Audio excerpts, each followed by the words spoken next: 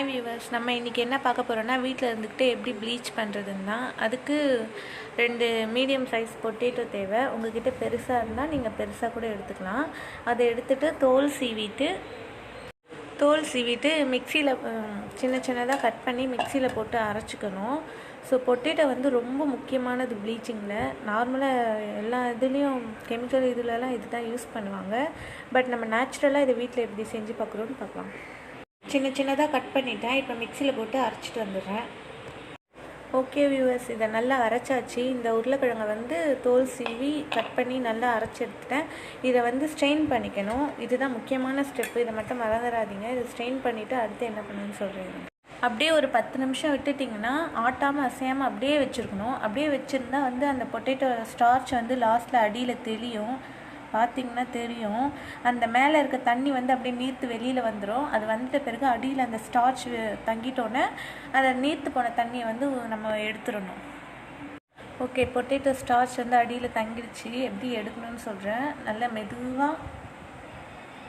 மெதுவாக அந்த ஸ்டார்ச்சை வந்து இது பண்ணாமல் அந்த தண்ணியை மட்டும் அப்படியே ஊற்றிட்டே இருக்கணும். லைட்டாக அந்த தண்ணி ஊற்றிட்டிங்கன்னா ஸ்டார்ச் அடியில் தங்கும். பாருங்கள், பார்த்தா தெரியும்னு நினைக்கிறேன். தெரியலன்னா கொஞ்சம் பாருங்கள், லைட்டாக அடியில்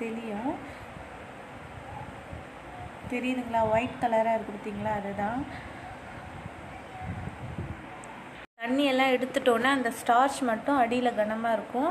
அதில் வந்து காஃபி தூள் வந்து நம்ம இன்ஸ்டன்ட் காஃபி தூள் யூஸ் பண்ணிக்கலாம், இல்லை ஃபில்டர்டு காஃபி தூள் எது வேணும்னாலும் யூஸ் பண்ணிக்கலாம்.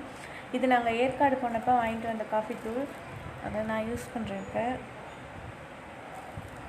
சும்மா ஒரு 1/2 ஸ்பூன் 3/4 ஸ்பூன் அந்த அளவுக்கு போட்டுக்கோங்க. போட்டுட்டு நல்லா மிக்ஸ் பண்ணிக்கோங்க.